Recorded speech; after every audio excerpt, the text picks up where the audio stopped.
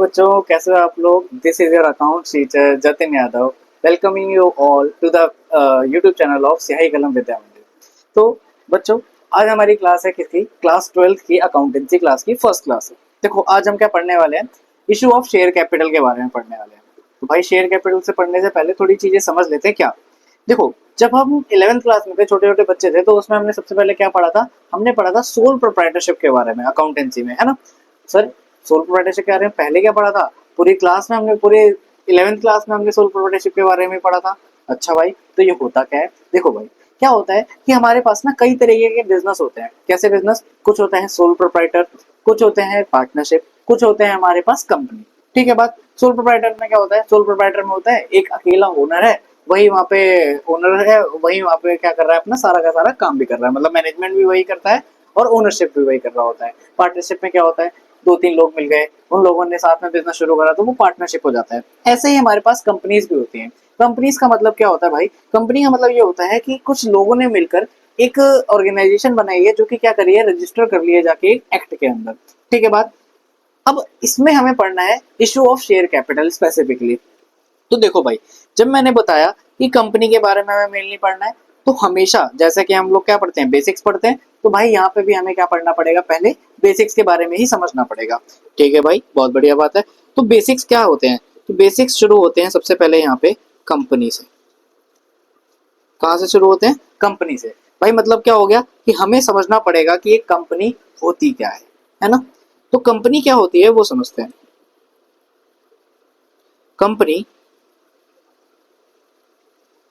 Refers, sorry,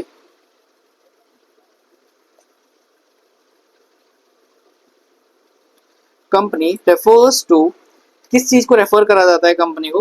company को कहा जाता है आर्टिफिशियल जुडिशियल पर्सन। ये क्या बात कह दी भाई? Company refers to artificial judicial person. Oh, बहुत बढ़िया बात बोली है भाई। देखो, क्या बात बोली है वो समझते हैं। देखो, कंपनी को सबसे पहले एक उपाधि दी गई। किस चीज की उपाधि दी गई है? Artificial judicial person. देखो, होता क्या है वो समझते हैं। आर्टिफिशियल, भाई आर्टिफिशियल तो सबको पता है क्या होता है। आर्टिफिशियल का मतलब होता है हमारे पास मैन मेड। ऐसी कोई भी चीज जो इंसानों द्वारा बनाई गई है, उसको क्या बोल दिया जाता है? आर्टिफिशियल बोल दिया जाता है। ठीक है बात, बहुत बढ़िया। फिर इसके बाद क्या बोला गया? जुडिशियल। जुडिशियल का मतलब क्या होता है? जुडिशियल का मतलब होता है एज पर लॉ। लॉ का मतलब एक्ट, मतलब क्या? ऐसी मैनमेड चीज जो क्या है? एज पर लॉ है या फिर लीगली तौर पे बनाई गई है। ठीक है बात। अभी समझते हैं लॉ का मतलब क्या है। फिर क्या बोला गया? पर्सन। सबसे पहले क्या बोला? Artificial, artificial judicial person. Artificial judicial person, तो आर्टिफिशियल किस चीज को बोला गया? आर्टिफिशियल है हमारे पास मैनमेड। फिर हमारे पास क्या है? एज पर लॉ, मतलब कि जुडिशियल चीज। फिर पर्सन की बात आती है। तो पर्सन का मतलब क्या बोला गया है यहाँ पे? पर्सन का मतलब बोला गया है कि ऐसी चीज जिसमें क्या है?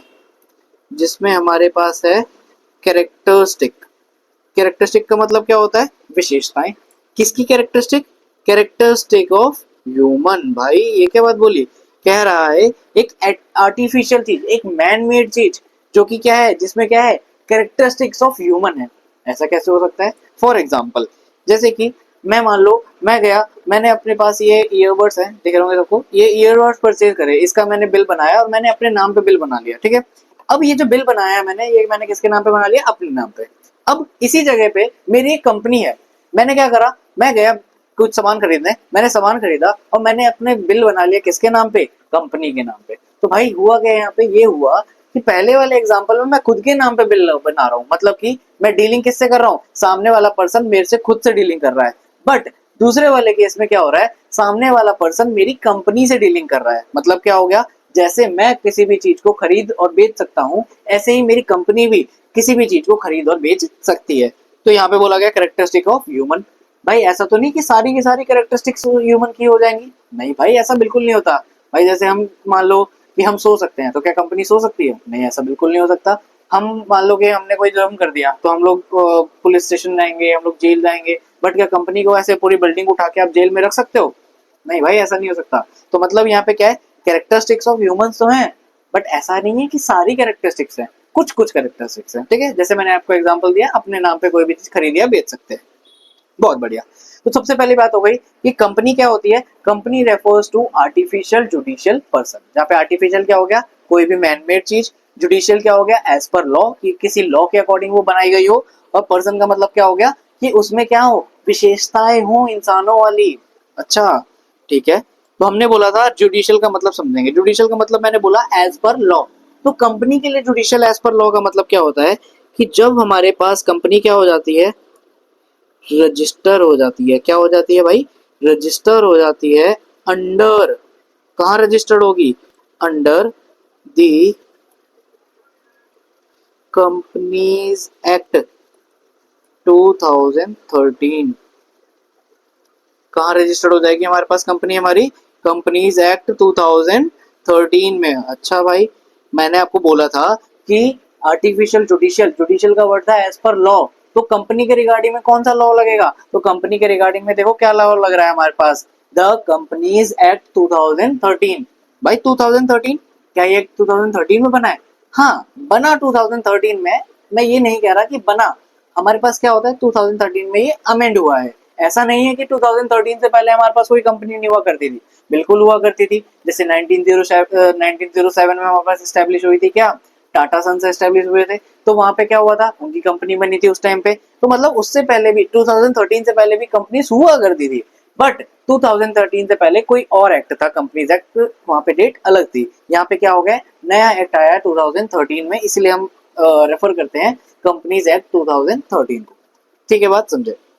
तो पहली बात क्या बोली, कंपनी क्या है, एक आर्टिफिशियल जुडिशियल पर्सन है, जिसमें आर्टिफिशियल का मतलब मैनमेड हो गया, जुडिशियल का मतलब एज पर लॉ हो गया, और पर्सन का मतलब कैरेक्टरिस्टिक्स ऑफ पर्सन, ह्यूमन हो गई उसमें। ठीक है बात। दूसरी बात बोलता है कि हमने कंपनी को आर्टिफिशियल पर्सन बोला। दूसरी बात बोलता है हैविंग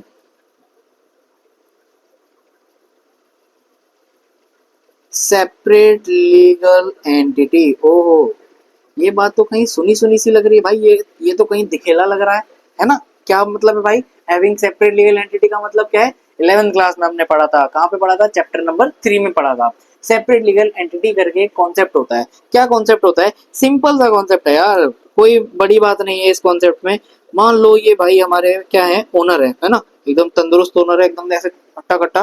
तो ओनर है भाई साहब, और इन ओनर भाई साहब का एक क्या है हमारे पास, बिजनेस है ना। ये हमारे लिए क्या हो गए, ओनर, और इनका क्या है, एक बिजनेस है। अब जो हमारा सेपरेट लीगल एंटिटी है, सेपरेट लीगल एंटिटी का कॉन्सेप्ट है, वो क्या कहता है कि ये जो हमारा ओनर हमने बनाया है एकदम तंदुरुस्त था, और ये जो इसका बिजनेस है, ये दोनों क्या है आपस में, ये दोनों है आपस में सेपरेट। सेपरेट का मतलब ये दोनों क्या है, अलग अलग, मतलब बिजनेस अलग और ओनर अलग। ऐसा क्यों कहा जाता है, क्योंकि भाई बिजनेस की ट्रांजेक्शन को सारी अलग रखा जाता है और ओनर की ट्रांजेक्शन को सारी अलग रखा जाता है, क्योंकि अगर मिक्स कर देंगे तो हमारी अकाउंटिंग अच्छे से नहीं हो पाएगी। इसीलिए बोला जाता है कि जो ओनर है और जो बिजनेस है दोनों अलग अलग होते हैं। अच्छा भाई, कंपनीज के केस में ये जो मैंने ओनर बोला आपको, ये ओनर एक्चुअली होता क्या है, कंपनीज के केस में इस ओनर को हम क्या बोलते हैं, इस ओनर को हम बोलते हैं शेयर होल्डर। क्या बोलेंगे बच्चों, शेयर होल्डर, या फिर हम और क्या बोल सकते हैं, मेंबर, कंपनी के मेंबर। तो भाई कंपनी के केस में ओनर नहीं बोलने का, क्या बोलने का, शेयर होल्डर। ठीक है बात। तो हमने दो चीज पढ़ी, क्या क्या पढ़ा, कंपनी क्या है, company is an artificial judicial person having, क्या हैविंग, सेपरेट लीगल एंटिटी।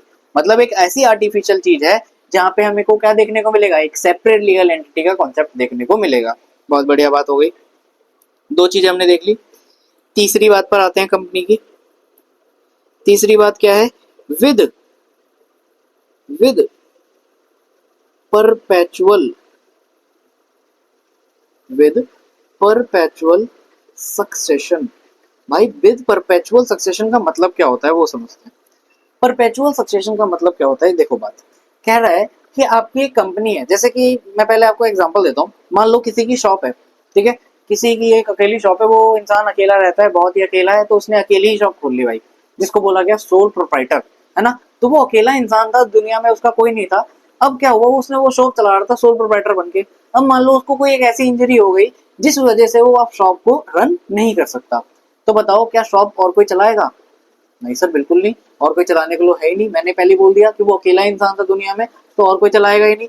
तो सोल प्रोप्राइटरशिप के केस में क्या होता है कि अगर ओनर के कोई दिक्कत हो जाती है तो कंपनी के या फिर बिजनेस जो है वो क्या हो जाता है, हमारे पास सोल प्रोप्राइटरशिप बंद होने को हो सकती है। आ रही बात समझ में? बट कंपनी में क्या कहता है, कंपनी में इसी चीज को कवर अप कर लिया गया है, कंपनी को इसी ओवर कह दिया गया है। क्या कहा गया है कि कंपनी कभी भी बंद नहीं होगी, company will always run irrespective of its owner and management. भाई चाहे कोई ओनर हो चाहे कोई मैनेजमेंट हो, कंपनी का चलना बंद नहीं होगा। आ रही बात समझ में? कंपनी स्टार्टिंग से चलती हुई रहेगी और हमेशा चलती रहेगी, ये हमारी क्या है यहाँ पे अजम्पशन है। ठीक है, अजम्पशन है, ऐसा नहीं है कि कभी बंद नहीं हो सकती, जब मैं चाहूंगा तब बंद कर सकता हूँ, बट अजम्पशन क्या है कि कंपनी कभी भी बंद नहीं होगी। ठीक है बात? तो यहाँ पे क्या बोल देंगे, यहाँ पे सिंपल सी बात बोल देंगे, कंपनी विल ऑलवेज रन। क्या बोला मैंने यहाँ पे? Company will always run irrespective, irrespective का मतलब क्या हो गया कि चाहे कुछ भी हो जाए, irrespective of owner and management change. क्या बोल रहा हूं मैं? Irrespective of owner and management change, मतलब कि चाहे ओनर चेंज हो जाए चाहे मैनेजमेंट चेंज हो जाए, हमारी कंपनी कभी भी बंद नहीं होगी। समझे बात? बहुत बढ़िया। तो देखो बच्चों, फिर से वापस आते हैं, 3 पॉइंट पढ़े अभी हमने। क्या 3 पॉइंट पढ़े?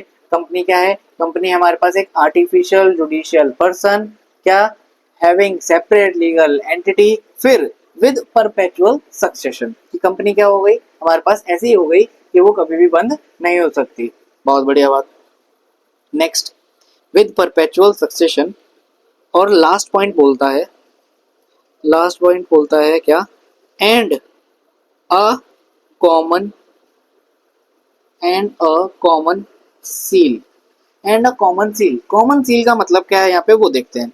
देखो कॉमन सील का मतलब क्या है, जैसे कि मान लो मैंने कोई चीज परचेज करी, ठीक है, मैं ऐसे प्रॉपर्टी परचेज करने गया, तो प्रॉपर्टी जब परचेज करूंगा तो वहां पे एग्रीमेंट होएगा, तो एग्रीमेंट में क्या करा मैंने, जाके अपना सिग्नेचर कर दिया, तो वो क्या हो गया, मैंने अपनी अथॉरिटी शो कर दी कि हाँ I am the person who is buying the property, है ना। तो यहाँ पे मैं ये शो कर रहा हूँ। तो भाई जैसे मैंने आपको अभी बोला था ऊपर कि कंपनी भी अपने नाम पे कोई ना कोई चीज क्या कर सकती है, परचेज कर सकती है। कहाँ बोला था ये? कैरेक्टरिस्टिक्स ऑफ ह्यूमन वाली बात में बोला था, नहीं बोला था? तो भाई अगर कंपनी अपने नाम पे कोई चीज परचेज कर सकती है तो बताओ उसका भी तो कोई ना कोई सिग्नेचर होना चाहिए ना, कि कंपनी भी कुछ ना कुछ ऑथराइज करे कि हाँ मैंने ही परचेज करा है, मेरे जगह पे और किसी ने परचेज नहीं करा। तो इसी को बोला जाता है कॉमन सील। कॉमन सील का मतलब क्या हो गया कंपनी के लिए? कंपनी के लिए इसका मतलब हो गया स्टैम्प, स्टैम्प ऑफ कंपनी। और सिर्फ स्टैंप नहीं, सिर्फ स्टैंप नहीं, स्टैंप तो कोई भी बनवा के लगा सकता है। Stamp of company along with, क्या बोल रहा हूं, अलोंग विद, साथ में क्या होना चाहिए, along with signature of director, of director. क्या बोल रहा हूं मैं? कॉमन सील क्या हो गया कंपनी के लिए? कंपनी की स्टैंप और साथ में डायरेक्टर का साइन। डायरेक्टर, अरे सर मूवी चल रही है क्या, डायरेक्टर अभी प्रोड्यूसर भी आएगा क्या? अरे नहीं मेरे भाई, डायरेक्टर ये प्रोड्यूसर वो वाला नहीं है, डायरेक्टर ये डायरेक्टर कंपनी का डायरेक्टर है। कंपनी का डायरेक्टर क्या, कि भाई जो कंपनी को रन करता है, जो मेजर रोल निभाता है कंपनी में, कंपनी को रन करने के लिए, उसको कहा जाता है कंपनी का डायरेक्टर। आ रही है बात समझ में? तो यहाँ पे उस डायरेक्टर के सिग्नेचर होंगे, ना कि वो कंपनी मूवीज बनाने वाले डायरेक्टर के। आ रही बात समझ में? ठीक है, बहुत बढ़िया बात।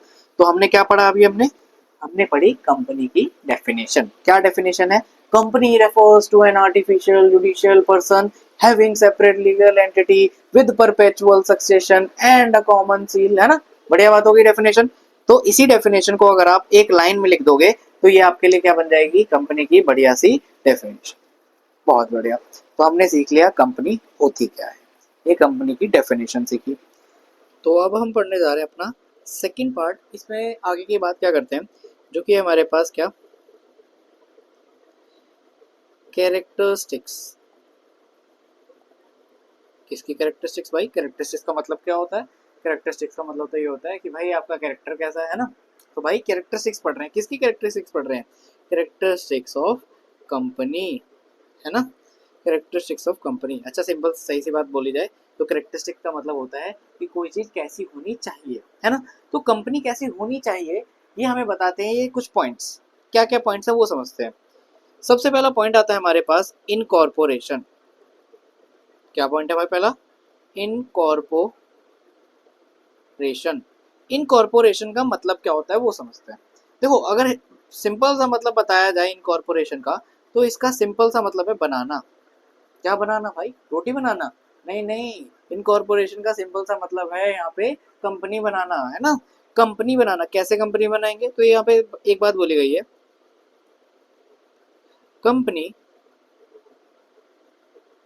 शैल बी, ओ एक second, company shall be registered, registered बोलेंगे या फिर क्या बोलेंगे, incorporated. Company shall be incorporated. कहाँ पे incorporated? Incorporated under the companies act 2013। तो सिंपल सी बात क्या बोली, पहला पॉइंट कि company shall be incorporated under companies act 2013। Simple सी बात कहता है भाई कि कंपनी, हर कंपनी को कंपनीज एक्ट के अंडर रजिस्टर होना जरूरी है।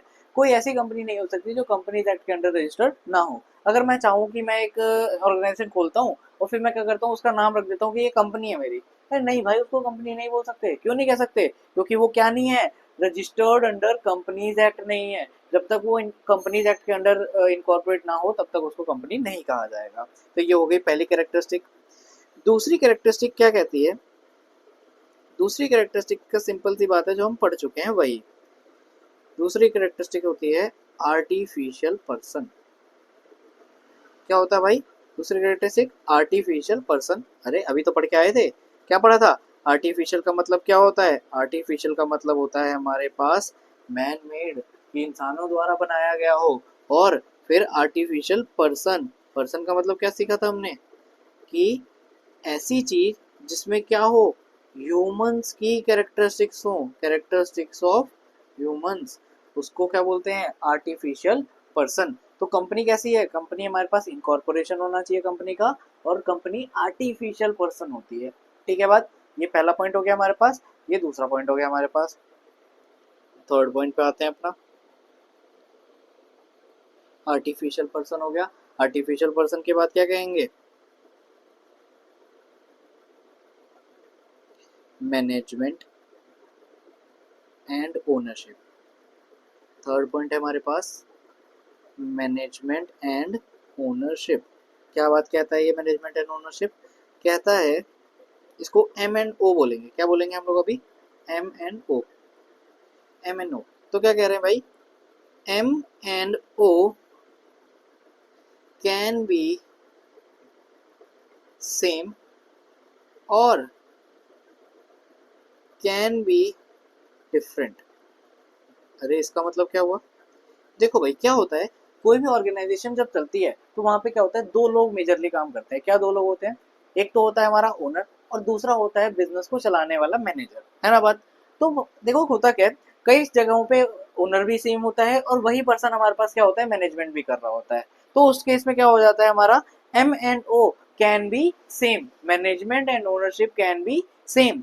और कई जगह ऐसा भी होता है कि भाई ओनरशिप कोई किसी और की है और हमारे पास मैनेजमेंट कोई और कर रहा है। यहाँ पे जैसे बड़ी बड़ी कंपनीज है, फॉर एग्जांपल रिलायंस इंडस्ट्रीज है। रिलायंस इंडस्ट्रीज में जो हमारे पास अंबानी जी हैं, क्या वही जाके मैनेजमेंट कर रहे होंगे अपने बिजनेस में? नहीं भाई, ऐसा बिल्कुल नहीं होता। वो तो क्या है, वहाँ पे ओनर है, मतलब कि शेयर होल्डर है। उनके जो अलग डायरेक्टर्स हैं, सीईओ हैं, सीएफओ हैं, वो सारे सारे के सारे लोग क्या कर रहे हैं वहाँ पे, अपनी मैनेजमेंट को फुलफिल कर रहे हैं। ठीक है बात। तो ये हो गया मैनेजमेंट एंड ओनरशिप का पॉइंट। तीन पॉइंट पढ़े अभी हमने, इनकॉर्पोरेशन, आर्टिफिशियल पर्सन, फिर क्या हो गया, मैनेजमेंट एंड ओनरशिप। ठीक है। फोर्थ पॉइंट आता है हमारे पास, ये भी हम अभी पढ़ के आए हैं, सेपरेट लीगल एंटिटी। क्या कह रहा है, separate legal entity. Separate legal entity क्या होती है भाई, अभी हम पढ़ के तो आए थे, क्या पढ़ा था, जैसे कि हमारा ये ओनर भाई साहब है ना, आंखें बड़ी कर देते हैं कि ओनर भाई साहब है, यहाँ पे ओनर नहीं क्या बोलेंगे कंपनी में, शेयर होल्डर, बहुत बढ़िया। तो ओनर है और एक बिजनेस है, तो हमने सिंपल सी बात पढ़ी थी कि जो भी हमारा ओनर है और बिजनेस है दोनों को क्या माना जाएगा, अलग अलग माना जाएगा, मतलब ओनर की सारी ट्रांजेक्शन अलग, बिजनेस की सारी ट्रांजेक्शन अलग। ठीक है, क्यों, अकाउंटिंग को सही करने के लिए, अच्छी अकाउंटिंग होगी इसके लिए।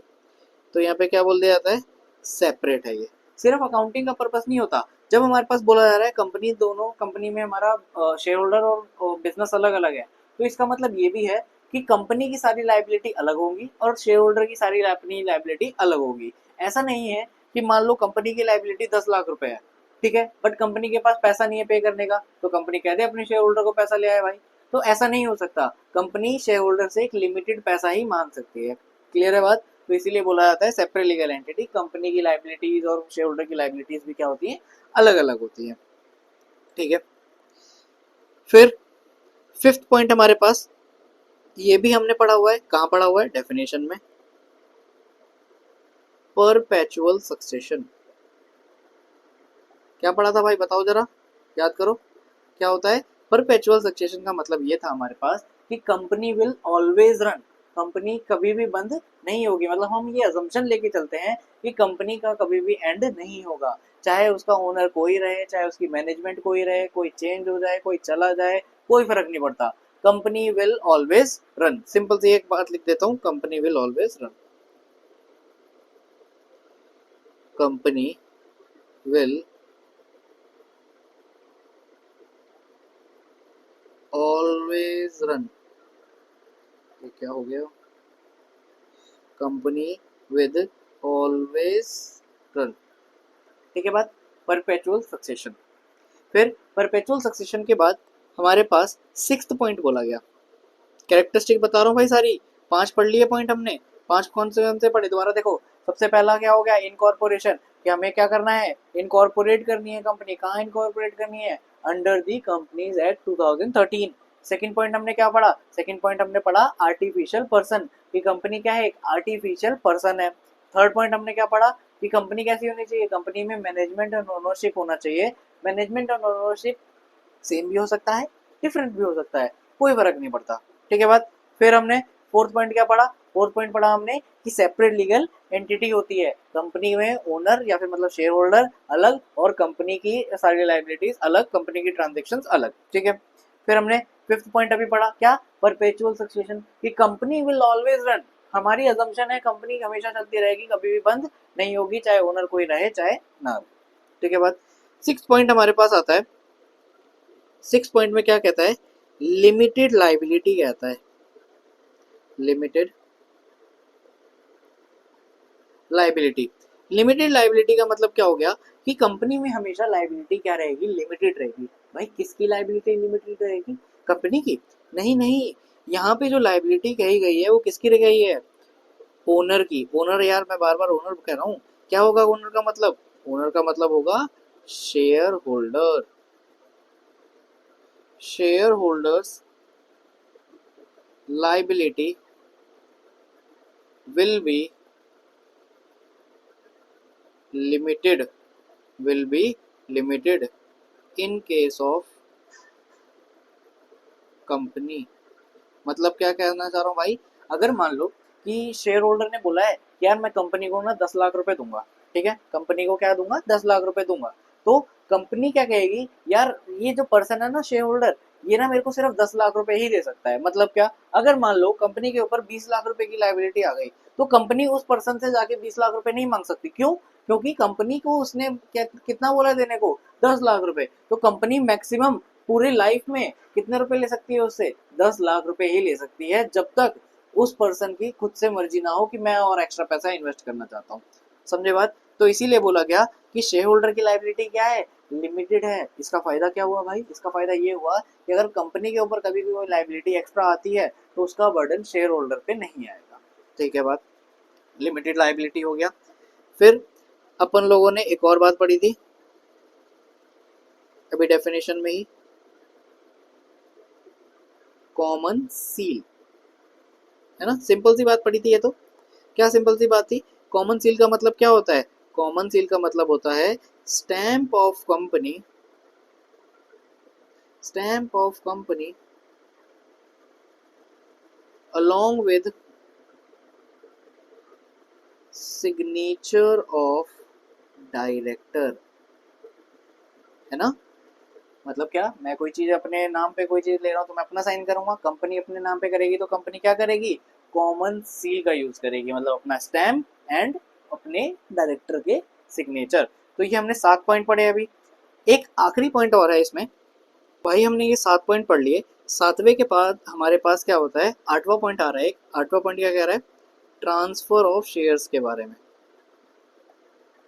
ट्रांसफर ऑफ शेयर्स, क्या मतलब हुआ इसका? इसका मतलब ये हुआ कि कहा जाता है कि कंपनी के जो शेयर होते हैं, शेयर का मतलब क्या हो गया कि एक ओनर है, मतलब कि शेयर होल्डर है, वो क्या कर सकता है? अपने जितने भी शेयर्स हैं, मतलब कि अपनी जितने भी कैपिटल है, वो किसी और को ट्रांसफर कर सकता है।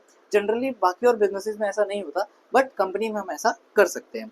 ठीक है, तो यहाँ पे क्या क्या कहेंगे? In company, in company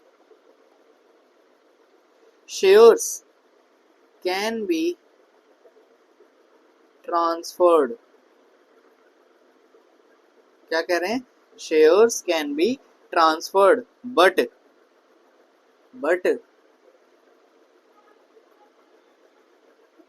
sometimes there are few restrictions. ऐसा नहीं है कि आपके पास आप खुली छूट है कि भाई आप जाओ और अपने शेयर किसी को भी बेच दो, अपनी कैपिटल किसी को भी दे दो, ऐसा नहीं होता। तो क्या कह रहा है? ये ट्रांसफर कर सकते हो, बट कहीं ना कहीं क्या होती है, आपके पास कोई ना कोई रिस्ट्रिक्शन लग जाती है, उस पर पाबंदी सी लग जाती है कि आपको ये नहीं करना है, ऐसा ऐसा नहीं करना है। ठीक है बात। तो ये हमारे पास पॉइंट्स हो गए। क्या क्या पॉइंट्स हमने पढ़े अभी? हमने पढ़े कैरेक्टरिस्टिक्स के कुल 8 पॉइंट्स। 8 पॉइंट कौन कौन से? सबसे पहला हमारे पास क्या है? इनकॉर्पोरेशन, कि भाई कंपनी क्या होनी चाहिए? इनकॉर्पोरेट होनी चाहिए। कहाँ पे? Under companies act 2013। Second point हमने क्या पढ़ा? सेकंड पॉइंट हमने पढ़ा आर्टिफिशियल पर्सन, की कंपनी क्या होती है? एक आर्टिफिशियल पर्सन होती है। थर्ड पॉइंट हमने क्या पढ़ा? थर्ड पॉइंट हमने पढ़ा मैनेजमेंट एंड ओनरशिप, की मैनेजमेंट और ओनरशिप कभी कभी सेम भी हो सकती है और कभी कभी डिफरेंट भी हो सकती है। और फिर फोर्थ पॉइंट देखो क्या पढ़ा हमने? फोर्थ पॉइंट क्या था? सेपरेट लीगल एंटिटी, कि कंपनी क्या होती है? कंपनी सेपरेट लीगल एंटिटी होती है, कि उसका जो शेयर होल्डर है और उसका जो खुद का बिजनेस है, कंपनी खुद है, वो दोनों क्या माने जाएंगे? अलग अलग माने जाएंगे। फिर फिफ्थ पॉइंट में हमने क्या पढ़ा? कि परपेचुअल सक्सेशन होता है कंपनी में, मतलब कि कंपनी विल ऑलवेज रन, चाहे उसमें ओनर कोई रहे चाहे कोई ना रहे। फिर सिक्स पॉइंट हमने पढ़ा लिमिटेड लाइबिलिटी। लिमिटेड लाइबिलिटी का मतलब क्या हो गया? कि कंपनी में लाइबिलिटी क्या होगी? उसकी लिमिटेड होगी। किसकी भाई? शेयर होल्डर की। वो जितना बोलेगा सिर्फ उतनी ही लाइबिलिटी उसके ऊपर होगी, उससे ज्यादा नहीं हो सकती। फिर सेवन पॉइंट क्या देखा हमने? Common seal. कॉमन सील का मतलब क्या होता है? कि कंपनी अपने नाम पे कोई चीज अगर खरीद रही है या फिर कोई भी ट्रांजेक्शन कर रही है, कोई भी डीलिंग कर रही है, तो उसमें क्या करेगी? वो अपने सिग्नेचर करेगी। सिग्नेचर कैसे करेगी भाई कंपनी? वो तो एक बिल्डिंग है, वो कैसे करेगी? तो उसके लिए क्या है? Stamp of company along with क्या? डायरेक्टर का सिग्नेचर, जो वहां पे डायरेक्टर है वो साइन करेगा। ठीक है बात। फिर ट्रांसफर ऑफ शेयर्स, आखिरी पॉइंट क्या पढ़ा हमने? ट्रांसफर ऑफ शेयर्स, कि कंपनी में हम ट्रांसफर ऑफ शेयर्स कर सकते हैं, बट कई बार क्या होता है वहां पे कुछ ना कुछ रिस्ट्रिक्शंस होती हैं हमें ट्रांसफर ऑफ शेयर्स करने के लिए। तो भाई इतना पढ़ा है अब तक हमने कंपनी में। ये हमने कंपनी के बारे में अभी सीखा है थोड़ा बहुत। चैप्टर में थोड़ा थोड़ा आगे हम बढ़ते रहेंगे। तो अगली क्लास में हम लोग क्या पढ़ने वाले हैं? अगली क्लास में हम इसके आगे की चीजें पढ़ने वाले हैं, कि शेयर क्या होता है, कि उसमें टाइप्स ऑफ शेयर्स क्या होते हैं, टाइप्स ऑफ कंपनीज क्या होती हैं। ये वाली सारी बात हम कहाँ पढ़ेंगे? अगली वीडियो में पढ़ेंगे। तो थैंक यू बच्चों, और पढ़ते रहो, ऐसे ही आगे बढ़ते रहो। All the best.